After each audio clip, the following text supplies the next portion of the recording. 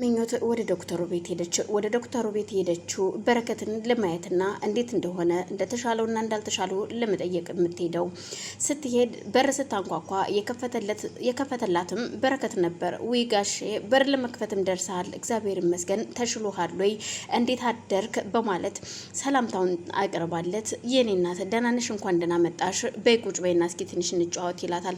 ብዙን ጊዜ ወደዛ ቤት አሁን ላይ ሜድ የምታደላው ምኞት የድሮ ትውስታ ወላጅ አባቷ ዶክተሩ እንደሆነ ግን ደግሞ በህይወት እንደሌለ ነው የምታውቀው። ዶክተር አባቷን ግን በዛ ቤት ብትመላለስም የማታውቃት እህቷን እንጂ ዶክተሩን አግኝተው አታውቅም። ምኞት እዛ ጋር ትመላለስ ማንም ሰው ባል የሚላት የለም። ግን ደግሞ በረከት በችግሬ ጊዜ የነበረችኝ አይዞህ ባዬ የምትንከባከበኝ በጣም የምወዳት አክባሪ ጥሩ እህቴ ነች ይላታል የሚላት ለኤልሳ። ኤልሳም የእውነት ምኞት እንኳን ደህና መጣሽ የኔ እናት፣ በእሺ ቁጭ በይና ተጫወቺ ስትላት እሺ በማለት ቁጭ ብለው ትንሽ ከተጫወተች በኋላ ጋሼ በቃ ወደ ቤት መሄድ አለብኝ፣ ስራ ስላለብኝ ወደ ቤት መመለስ አለብኝ ትለዋለች። ለምን ትንሽ አትጫወችም ሲላት አይ ስራ ስላለብኝ የቤቱ ስራ እኮ ይደርሳል፣ አትቸኩይ፣ አይዞሽ ይላትና ትንሽ ቁጭ ካለች በኋላም የድሮ ትውስቷቿን እያስታወሰች በሀይምሮዋ ሲበጠበጥ አይ መሄድ እንዳለብኝ አምናለሁ አሁን በማለት ተነስታ ከዛ ቤቱ ትሄዳለች። የድሮ ጓደኛዋ የነበረው ፍቅረኛዬ ብትለውም እሷ ግን እሱ እንደ ወንድም እንጂ እንደ ፍቅረኛ አልነበረም የሚያያት። ግን ደግሞ የእንጀራ እናቷ አውጥታ ስትጥላት ዙሮ ያላያትን ሰው እያስታወሰች እዛ መንገድ ላይ ድሮ ትምህርት ቤት ስትሄድ ተቀጣጥረው ቁጭ ብለው የሚጫወቱበት ቦታ ቁጭ ብላ ማልቀስ ትጀምራለች። ምኞት አሁን ወደ ራስሽ መመለስ አለብሽ፣ የድሮ ማንነትሽን ማስታወስ የለብሽም በማለት ራሷን ካጽናናች በኋላ ወደ ቤት ትሄዳለች። ቤት ከገባች በኋላ ያገኘቻት ብርቱካን ቤት ቁጭ ብላ ነበር። የኛም ቤት ወዴት ሄደሽ ነው የምትመጪው? ቤቱን ትተሽ እንደፈለግሽ ትዞሪያለሽ አይደለ በማለት ስትናገራት አይ ወደ ሱቅ ወጥቼ ነው ትላታለች። እኮ ወደ ሱቅ ማንንም ሳታስፈቅጅ እንደፈለግሽ ትወጫለሽ ትገቢያለሽ፣ አንቺ የተረገምሽ ጠብቂኝ ትላታለች። እዚህ ጋር የብርቱካን እህት አንቺ ከዚህ ቤት መውጣት አለብሽ እና የኔ የምለው ሰራተኛ መቅጠር እንዳለብኝ አምናለሁ፣ ቤቱን በራሴ ቁጥጥር ውስጥ ማድረግ አለብኝ፣ ዙፋንንም ከዚህ ቤት አስወግዳታለሁ በማለት እየፎከረች ነው። እዚህ ጋር ብርቱካን ከእህቷ ጋራ ፉክክር ይዛለች። ብርቱካንና እህትየዋ ቲቲ የሚጨቃጨቁት በበረከት ነው። በረከትን የኔ ያደርገዋለሁ፣ ከዚህ በኋላ አልሸወድልሽም፣ እስካሁን ሸውደሽኛል፣ እህቴንሽ ብዬ ዝም ብዬ አመኘትችሽ ነበረ።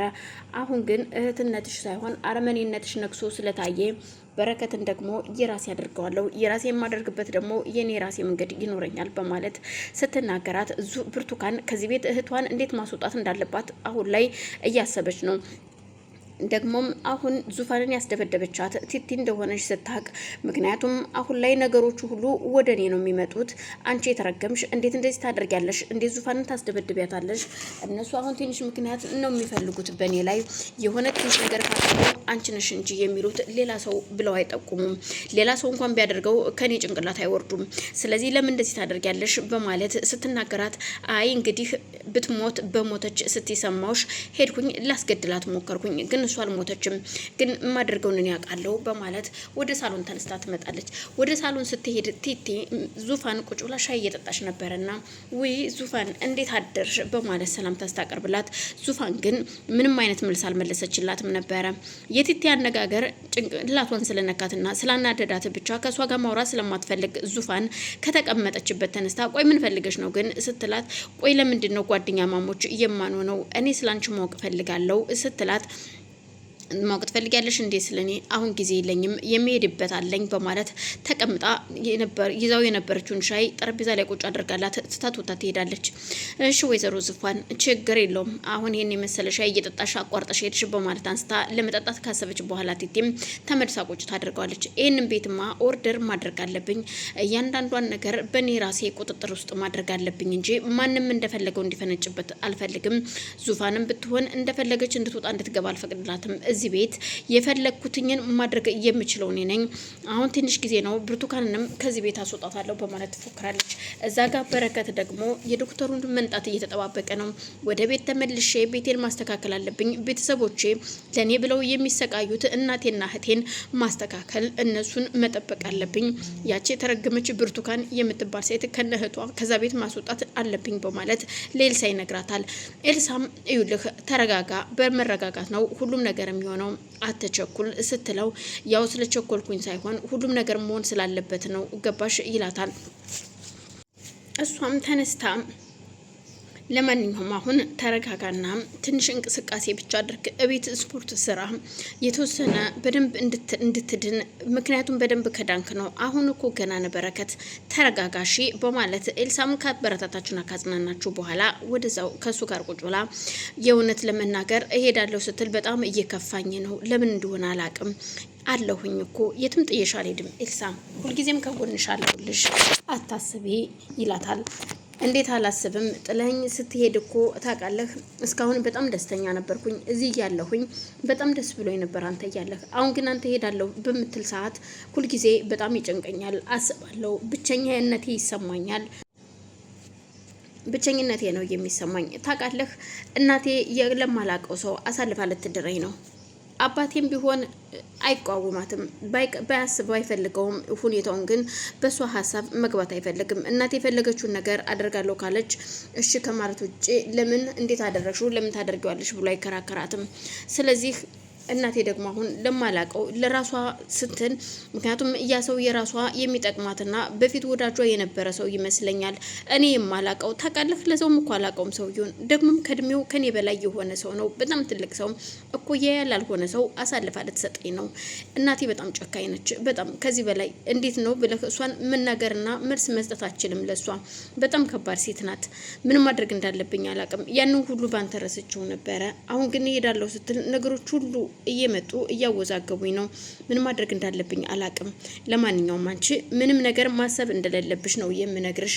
ሁሉም ነገር ለምን ግን እናትሽ እንደዚህ ልታደርግ እንደፈለገች ባላቅም፣ ግን ቢሆንም መረጋጋት አለብሽ አንቺ ኤልሳ። እኔ ደግሞ ሁልጊዜም ከጎንሽ ነኝ አለሁልሽ። ምንም እንዳታስቢ፣ ምንም ጭንቀት እንዳይገባሽ፣ ወንድምሽ ነኝ፣ እህቴ ነሽ፣ ከእህቴ ከዙፋን አለይሽም በማለት ሲነግራት የእውነትህን ነው?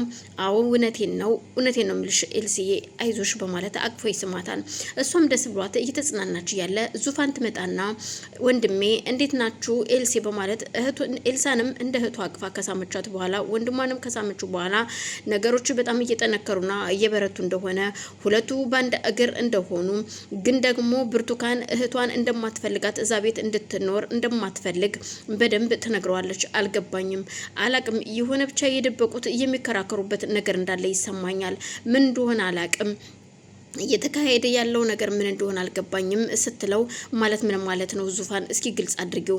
አላቅም። ብርቱካን እህቷን በጣም ትናገራታለች፣ ትቆጣታለች። ቴቴም ልክ እንደዛው ነው የምትናገራት።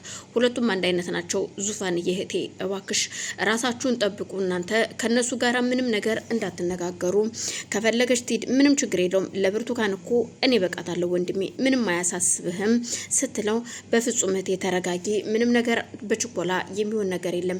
እኔ አሁን ሻለኝ ስለሆነ በቅርቡ ዶክተር ከመጣልኝ በኋላ ዶክተሩን አስፈቅጀው ወደ ቤት እመጣለሁ። ከዛም በኋላ ሁሉን ነገር ቦታ ሲይዘዋለሁ፣ ምንም እንዳታስቢ በማለት ወንድሜ አንተ ስላለህልኝ መቼም አልፈራም፣ በጣም ነው የማመሰግነው በማለት ወንድሟን ካመሰገነች በኋላ ተነስታ ወደ ቤት መሄድ እንዳለባት ትነግረውና ወደ ቤት ትሄዳለች።